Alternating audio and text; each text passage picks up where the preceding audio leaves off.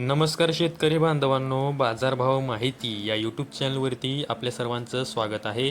जर तुम्ही आपल्या बाजारभाव माहिती या यूट्यूब चॅनलवरती पहिल्यांदा आला असाल तर आपल्या यूट्यूब चॅनलला सबस्क्राईब करून ठेवा, जेणेकरून बाजारभावविषयक माहिती तुम्हाला यूट्यूबच्या माध्यमातून मिळत राहील. तर शेतकरी बांधवांनो, आजच्या व्हिडिओमध्ये आपण शनिवार रोजीचे कांदा बाजारभावविषयक माहिती पाहणार आहोत.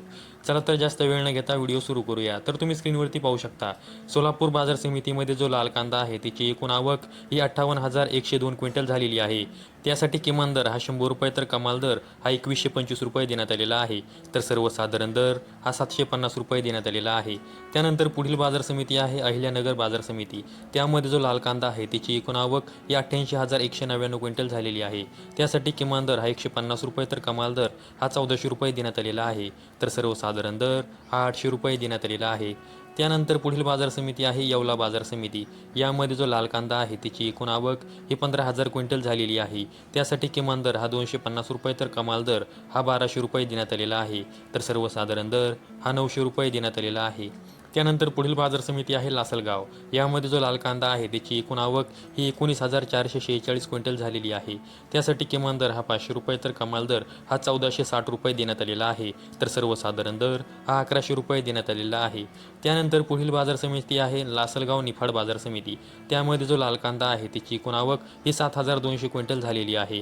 त्यासाठी किमान दर हा 600 रुपये तर कमाल दर हा 1300 रुपये देण्यात आलेला आहे. तर सर्वसाधारण दर हा 1100 रुपये देण्यात आलेला आहे. त्यानंतर पुढील बाजार समिती आहे लासलगाव विंचूर बाजार समिती. यामध्ये जो लाल कांदा आहे त्याची एकूण आवक ही 13,840 क्विंटल झालेली आहे. त्यासाठी किमान दर हा 500 रुपये तर कमाल दर हा 1315 रुपये देण्यात आलेला आहे. तर सर्वसाधारण दर हा 1,080 रुपये देण्यात आलेला आहे. त्यानंतर पुढील बाजार समिती आहे चांदवड बाजार समिती. त्यामध्ये जो लाल कांदा आहे त्याची एकूण आवक ही 20,000 क्विंटल झालेली आहे. त्यासाठी किमान दर हा 453 रुपये तर कमाल दर हा 1,451 रुपये देण्यात आलेला आहे. तर सर्वसाधारण दर हा 1,060 रुपये देण्यात आलेला आहे. त्यानंतर पुढील बाजार समिती आहे नेवासा घोडेगाव. त्यामध्ये जो लाल कांदा आहे त्याची एकूण आवक ही 19,779 क्विंटल झालेली आहे.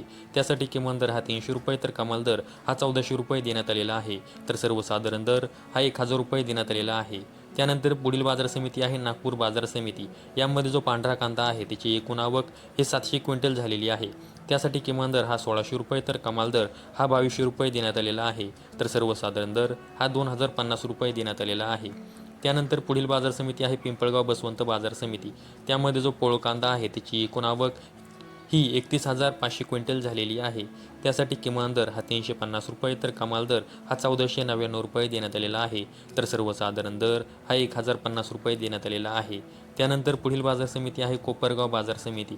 त्यामध्ये जो लाल कांदा आहे त्याची एकूण आवक ही 5,888 क्विंटल झालेली आहे.